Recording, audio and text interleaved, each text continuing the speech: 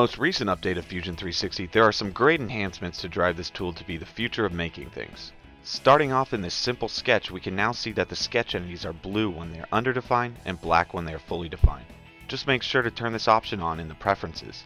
This feature will help out a lot when trying to define those complex sketches to your key dimensions. Also, you will see there is a pin on the sketch in the browser when the sketch is fully defined. Now, I will just finish up this bracket with a few features before my colleague adds it into the assembly. This next improvement is a game changer. Fusion 360 now introduces the idea of a distributed design.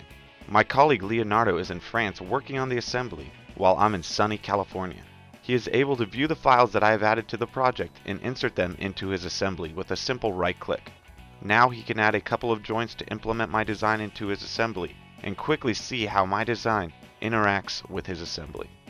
It appears Leonardo is using the activity feed to post his comment on my design. Now I know he would like me to make the bracket 10 mm taller. So I will edit the sketch and change the length by simply adding 10 mm to the dimension. Now, saving will produce another version just in case we ever want to roll back to a previous version. In real time, Leonardo gets a notification warning him that a component is out of date. He can choose to get the latest version of this out-of-date component, or continue designing. Now that he updates, he will see the new version of the saddle and his joints and assembly will be intact. Now that we have implemented the design change into the assembly, we must make the change to the drawing.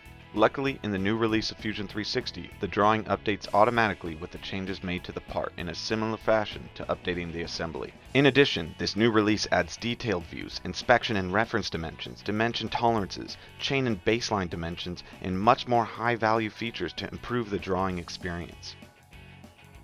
Finally, we are done designing our bracket and want to produce a prototype of our design. Right inside Fusion 360, we can access Print Studio powered by the Spark platform.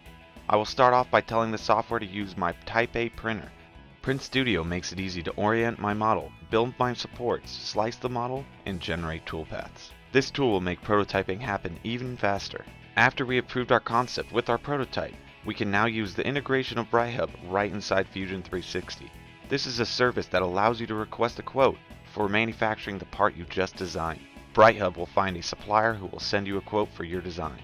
Last but not least, I need to replace the wheels of this 2-ton jack, but rather than redesigning from scratch, I can use the Parts for CAD integration inside Fusion 360. Parts for CAD gives you access to millions of design-to-spec 3D models from hundreds of certified manufacturers. This is going to save me tons of time of redesign, when I can quickly search for my part and with one click insert it into my assembly. Now get out there and start using this awesome new functionality in the newest release of Fusion 360.